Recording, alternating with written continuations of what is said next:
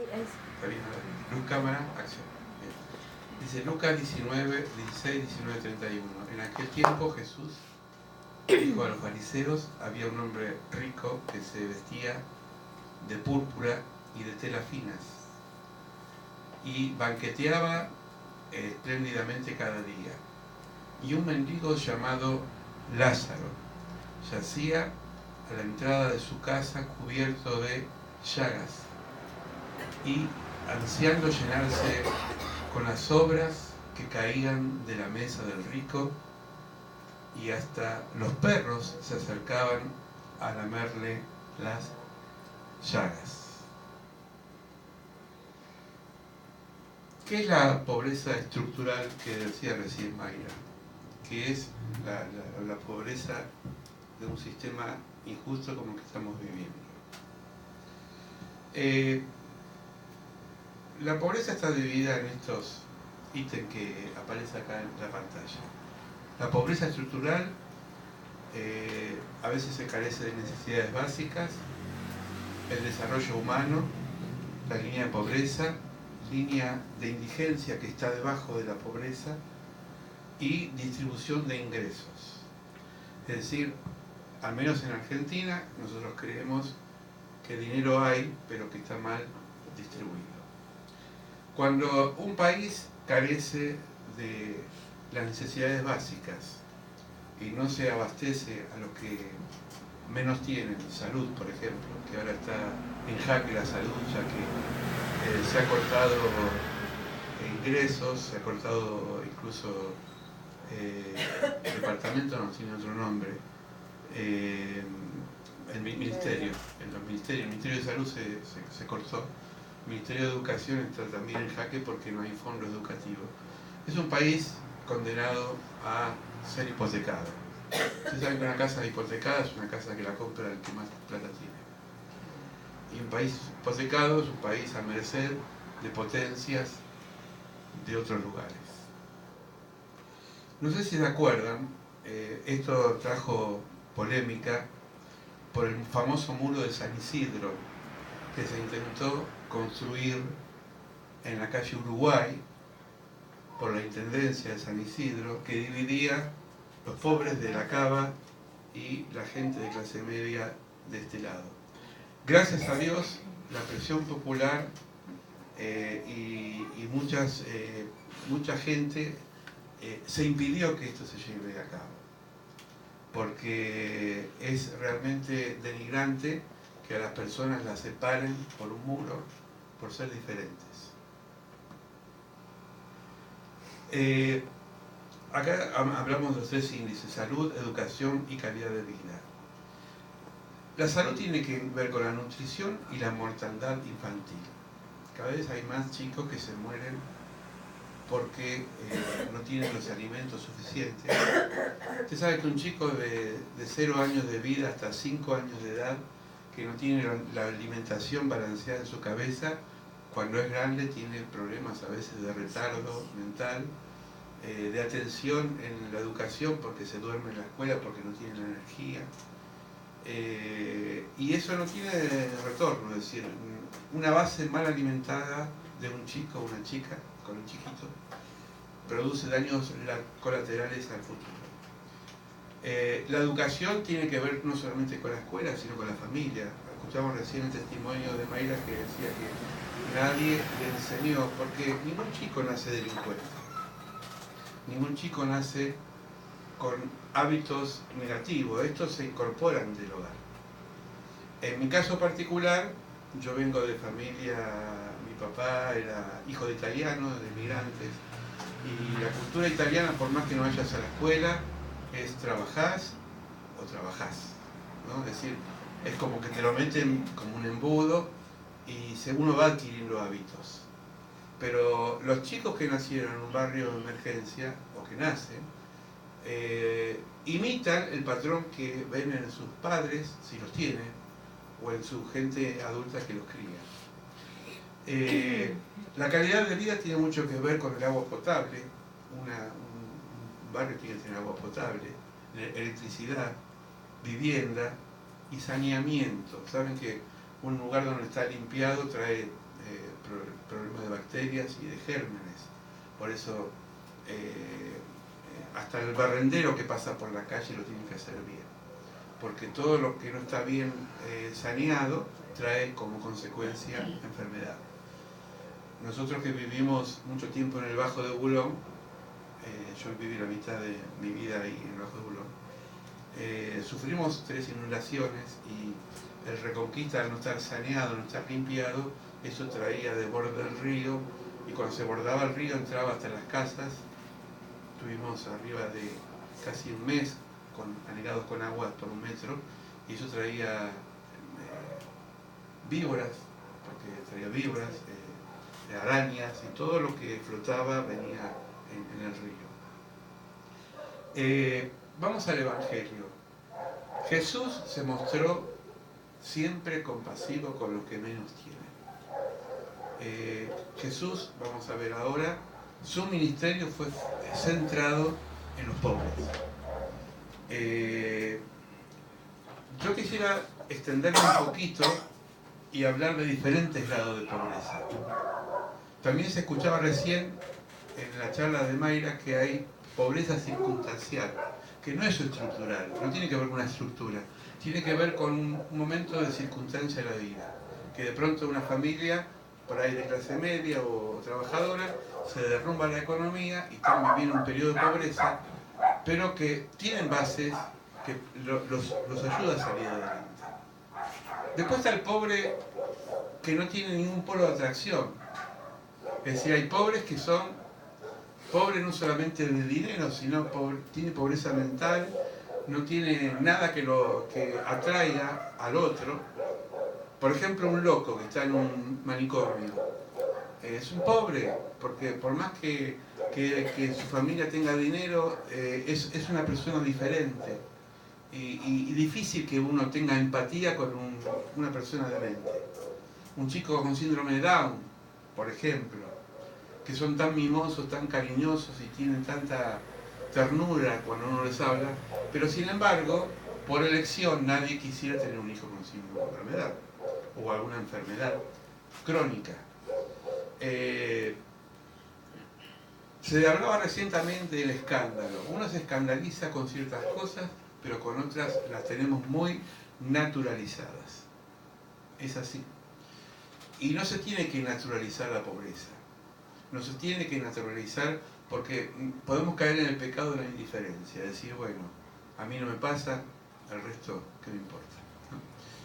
No sé de ustedes, yo no tengo vehículo que se cierra la ventanilla, pero yo observo a veces cuando voy con la moto que cuando un chico va a limpiar un parabrisas o a pedir algo, le cierra la ventanilla como si sería un leproso. En vez de, aunque sea, ayudarlo con algo de dinero o darle un sándwich. ¿Por qué no? O llevarlo a comer. Un artista secular que no es cristiano, pero que yo admiro mucho, él decía que cuando va en el auto siempre tiene preparado diferentes monedas y billetes para los que están haciendo acrobacias y cosas en la esquina, ¿no? Gente que la mayoría mayor.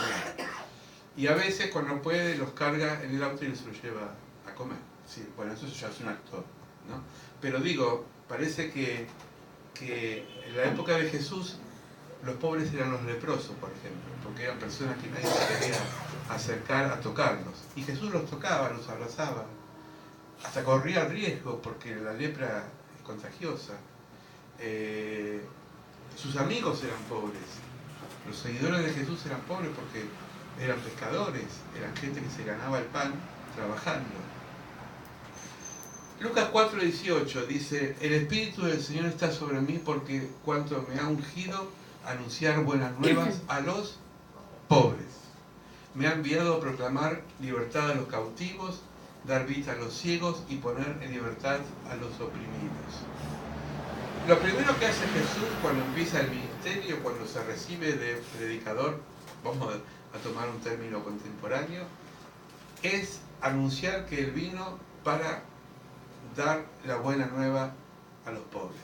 Y uno se pregunta, ¿por qué empieza con los pobres? Si en todo caso el problema son de los ricos que no quieren tener atención hacia los pobres.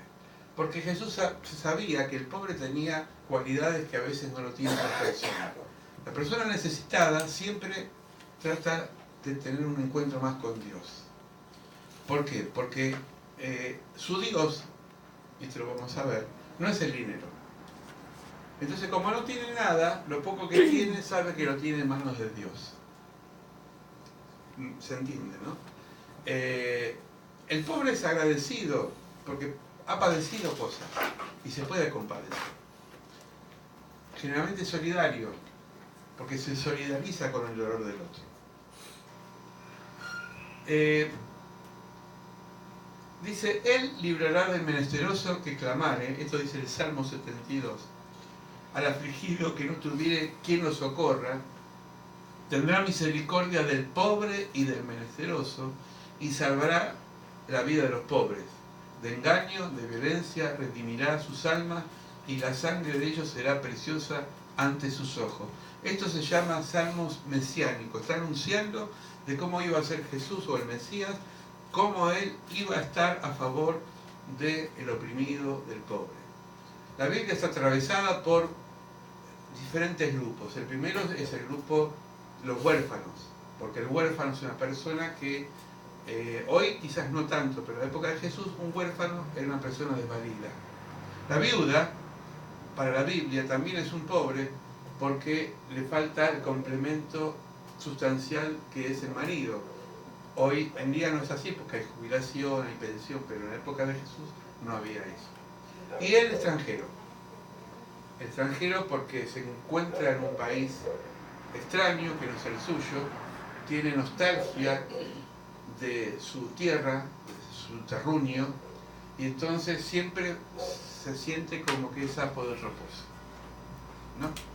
Entonces el extranjero, el pobre, el niño, el huérfano y la viuda. Lucas 16, 13, 15 dice, ningún sirviente puede servir a dos patrones. Es una versión, no es la Reina Valera, es una versión más popular. Menospreciará a uno y amará al otro, o querrá mucho a uno y despreciará al otro. Ustedes no pueden servir a la vez a Dios y a la riqueza. Esto no se lo dice a los pobres Jesús, se lo dice precisamente a los ricos. Oían todo esto los fariseos, a quienes les encantaba el dinero y se burlaban de Jesús. El amor al dinero trae poder y el poder trae desprecio al mensaje del Evangelio. Es así. ¿Por qué? Porque creen que porque tienen se pueden llevar el mundo por delante. Hoy hablaba Cristina y es loable de encontrar patrones justos, que no es la regla, sino que es la excepción a la regla, porque a veces muchos patrones son muy injustos porque creen que el que tiene a su cargo es un esclavo y no un ser humano trabajando.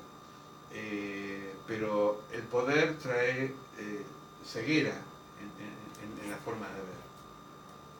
Oigan esto, se burlaron de Jesús y les dijo, ustedes se hacen los buenos ante la gente, pero Dios conoce los corazones. Ustedes se den cuenta que aquello que la gente tiene en gran estima es detestable delante de Dios. Esto es un calco de la radiografía actual. La persona hoy tiene estima al doctor, al médico, al abogado, lo llama como tal, no pase doctor, venga doctor, ¿no? Le pone, le refrega el título, ¿no? Si es una persona famosa, pero Dios no mira eso, Dios ve el corazón. Dios siempre ve el corazón de la persona. Por más que queramos engañar con títulos, con honores, a Dios no le sirve para nada todo eso, porque si nuestro corazón está sucio, es solamente, Jesús diría, es un sepulcro blanqueado, blanco por fuera, pero lleno de podredumbre por dentro. Jesús estaba orando, se emocionó al Padre y le dijo, Padre, has escondido estas cosas a los sabios y se las has revelado a la gente sencilla. La gente sencilla hoy en día sigue entendiendo el Evangelio. Los soberbios, los orgullosos, la gente que cree tenerlo todo, muchas veces le da la espalda al Evangelio. Pero la gente sencilla es proclive, es una tierra fértil para que la semilla del reino sea sembrada en su corazón. Por eso la iglesia evangélica está, o la iglesia cristiana, está la mayoría llena de gente humilde y sencilla. Si una persona importante, supongamos por ejemplo un político importante, un embajador, a no ser que sea humilde de corazón, quizás va para buscar votos o para ser reconocido públicamente, pero muy pocas veces para reconocer que Dios necesita de Dios. Amén. Amén. Hechos de los Apóstoles, esto lo vimos cuando estudiamos el libro de los Hechos de los Apóstoles, dice la multitud, y la multitud que habían creído eran de un corazón y de un alma. Y tenían, y ninguno decía tener suyo como propio de lo que poseía, sino que tenían todas las cosas en común. Y con gran poder los apóstoles daban testimonio de la resurrección de Jesús, y abundantemente gracia era sobre todo ellos. Así que no había entre ellos ningún necesitado. Es decir, lo común empieza a tener poder a través de compartir lo que tenían ellos, y por eso no había necesitados. Interesantísimo. Esto sería como una cooperativa, ¿bien? Una cooperativa de trabajo es donde todos trabajan y reparten las ganancias, no hay un patrón. Quizás hay un coordinador, pero no hay alguien que tiene más que el otro, sino que si son 5 y producen tanto, se reparte entre 5 igual. Interesante. La cooperativa se autogestiona porque entre los 5, si hay uno que es medio vaguito, le van a tirar la oreja, ¿no? O le van a exigir, porque saben que si uno falta o uno no hace la labor, se sobrecarga sobre los otros. ¿Me van siguiendo? Amén. Los muros. Así como en la calle Uruguay se quiere levantar un muro, hay muros que a veces levantamos nosotros en nuestro corazón y nos alejamos del prójimo. Yo marqué algunos, pero hay más. Muros levantados por los celos. A veces los celos levantan muros, ¿no? Celos de que el otro le vaya bien, que el otro prospere. La envidia, que es pariente del celo, a veces pasa, ¿no? Pero no hay que ponerse la cinta roja para que no me toque la envidia, ni decir me va a afectar la envidia, porque la envidia no es un espíritu, es de la carne, ¿no? Una vez decía un predicador, reprendo espíritu de envidia. No hay que reprenderlo, hay que crucificarlo, porque es el ego. La envidia es hija del ego. Prejuicios. Lo veíamos acá y lo vemos en la calle. Usted va caminando por la calle y pasa un chico con una capucha y un gorrito, y si es de color medio oscuro se cruza la vereda. Son prejuicios, ¿no? A mí me robaron 2 veces, y una vez era una persona que estaba en traje y con una valija muy linda. Yo tenía un kiosco en Capital y vino un muchacho con un traje muy lindo, una taller de eso, algo que me dice, ¿me daría un frigor? Y yo tenía un kiosco con heladería. Y cuando me agaché a darle el helado, me puso un caño acá, en un revólver grande, me acuerdo que no sé si tenía balas, pero me asusté solamente con el formato. Me dijo al baño, me llevó al baño, me encerró y me robó varias cosas. Así que las apariencias engañan. Los bancos también te roban y no tienen antifaz. Pero hay lugares que han perdido propiedades, que han sido embargadas casas porque los bancos no tienen corazón. O pagás, ¿no? Así es. El racismo. Ah, ese boliviano. Yo fui a la escuela, tenía guerra entre bolivianos, paraguayos y chilenos. Oh, se levantaban muros. Mire este boliviano, este bolita, me decían. ¿Qué te la das vos?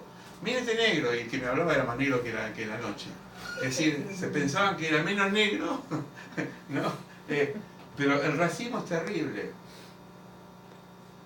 El racismo es terrible, porque hace que la otra persona se sienta menos. Bueno, el dinero, yo tengo algo de plata, vos no tenés nada, sos un rata. Y la plata se va. La plata se va. Y lo peor de todo, nos creemos superior a los. Yo estudié, yo tengo. Hay un cuento, espero no ser ofensivo lo que voy a decir, pero me viene ahora, me inspiré, lo voy a contar. Fíjate que no está Luis, porque Luis siempre me controla y dice, eso ya lo contaste 2 veces, 3 veces. Me va catalogando los cuentos. Se encuentran 2 hombres que no tuvieron posibilidad de estudiar en la escuela. Entonces uno empezó a ir a la nocturna a estudiar, terminar el secundario.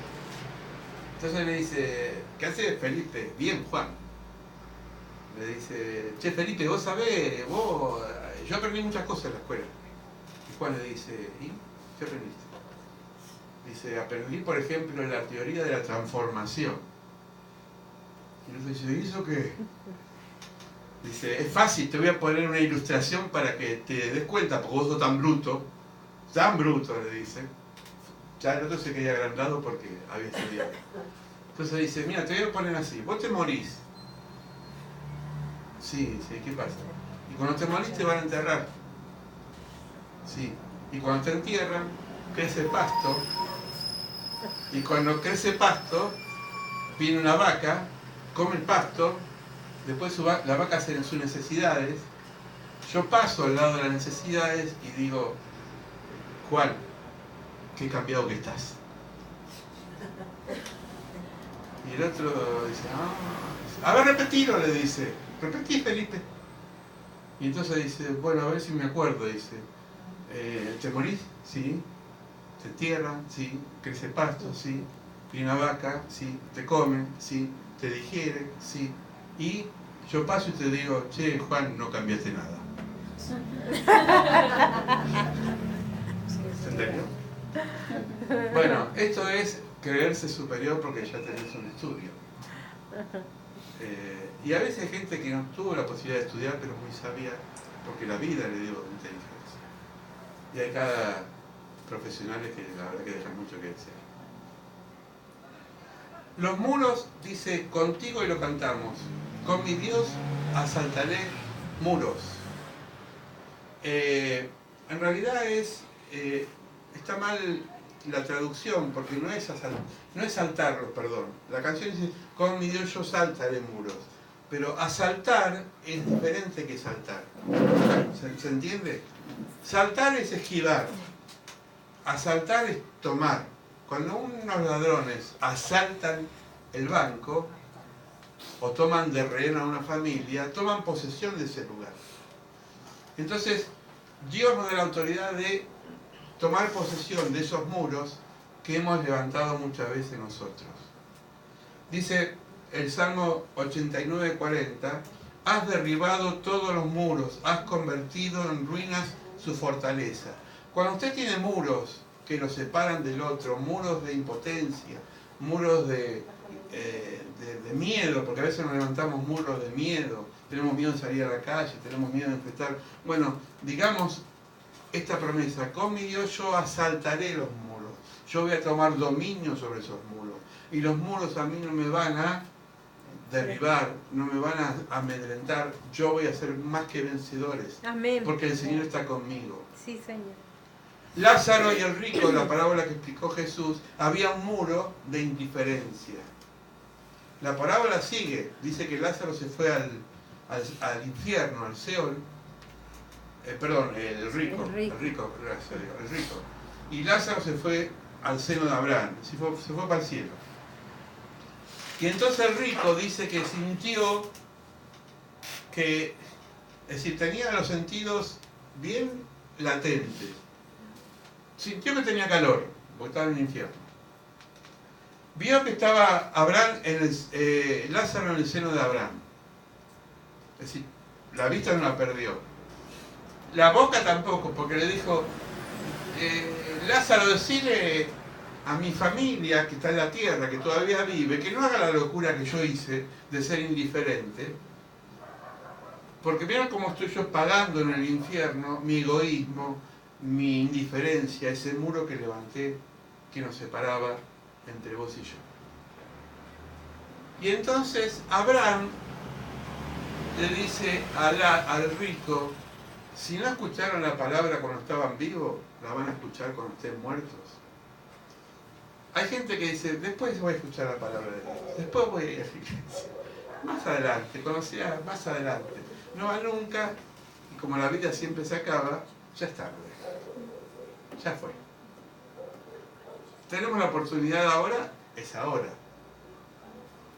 ¿Se entiende? Amén. Entonces tenemos nosotros que siempre entender que Dios tiene un mensaje para nuestra vida. No dejemos para después, porque después puede ser tarde. Hay muros de protección también, no solamente muros que nos separan. Miren este Salmo 122, qué hermoso. Dice, sea la paz dentro de tus muros y el descanso entre los palacios, por amor a mis hermanos y mis compañeros diré yo, la paz sea contigo, por amor a la casa de Jehová, vuestro Dios, buscaré el bien.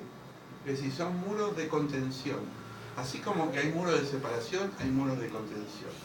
Cuando nosotros tenemos relación con Dios, tememos a Dios, Dios manda muros de ángeles que nos cuidan. ¿O no? Amén. Por ahí estamos en la intemperie, pero Dios manda ángeles que nos protegen. Porque también el muro es señal de refugio, señal de contención. Nosotros estamos ahora contenidos en esto que se llama iglesia. Nosotros somos la iglesia. Estamos contenidos ¿de qué? De muchas cosas que pasan afuera. Hay violencia, hay injusticia, hay etcétera, etcétera, muchas cosas malas. Pero estamos contenidos. Salimos de este espacio, seguimos siendo iglesia, porque cuando vamos a casa seguimos siendo iglesia, y el muro está con nosotros, porque los ángeles acampan alrededor de aquellos que lo tienen y los defienden. Amén. Estás en el baño, estás contenido por un muro. Estás en el trabajo, estás contenido por un muro de Dios. Porque Él es nuestro refugio, Él es nuestra fortaleza. Nosotros tenemos que orar siempre, decir, Señor, protégeme, cuídame.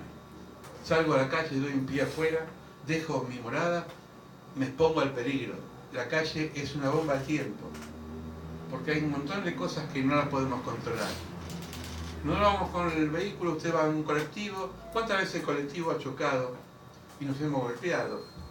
Y no estaba en nuestro presupuesto golpearnos, ¿no? ¿Cuántas veces vamos caminando y de pronto pasa algo?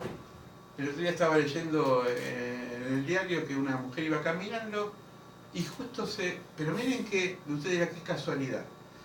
Un balcón se le cayó una maceta, le pegó acá en el hombro, no le pegó en la cabeza, gracias a Dios. Pero tuvo que ir al hospital porque era una maceta pesada. Le produjo acá una fractura del golpe seco de un segundo piso, que es un peso, cuanto más alto es, el peso se fortalece. La mujer cuando iba a trabajar pensó que una maceta la iba a atacar. No. Pero estamos expuestos permanentemente. Y con esto yo no quiero sembrar temor y pánico, pero vivimos en una sociedad, en un mundo donde se disparan muchas cosas, aparte de balas, se disparan muchas cosas. Y tenemos que estar protegidos con el muro de Dios. Amén. Tenemos que pedirle al Señor que nos proteja. Pero cuidado, tampoco levantemos muros con el otro. Repito, muro ni de prejuicio, ni de juzgar al otro, ni de ser celoso, envidioso, cada uno es como es. Bendecí al que te maldice. Amá al que habla mal de vos. Amalo. Porque el amor transforma en milagro el barro, dice una canción. Una canción de Silvio Rodríguez dice, solo el amor transforma el milagro en barro. Porque el barro es barro, pero de un barro se puede hacer ladrillos, se puede hacer una buena vasija, se puede hacer muchas cosas. Lodo, barro, es algo que parece que no tiene utilidad, pero con el fuego y la mano del que lo usa puede hacer milagros. Entonces Dios hace milagros por medio del amor. Decía un hombre de Dios, ama y haz lo que quieras, pero ama.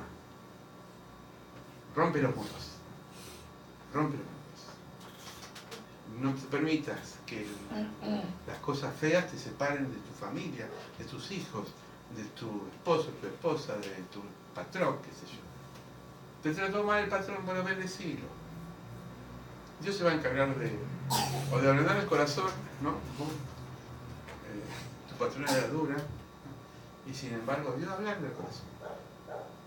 Estaba la pastora que cuando yo la conocí tenía una pastora muy rígida. Yo un día llamé por teléfono para hablar con, en esa época era mi amigo, mi novio. Digo, hola señora, ahora Ada, puedo nombrarla, ¿no? Ada. No, bueno, tú sabes ese video que vamos a ver nosotros. Pero le llamo y digo, ¿cómo le va? Y dice, no, dígame señora. Yo por esto le digo así, señora.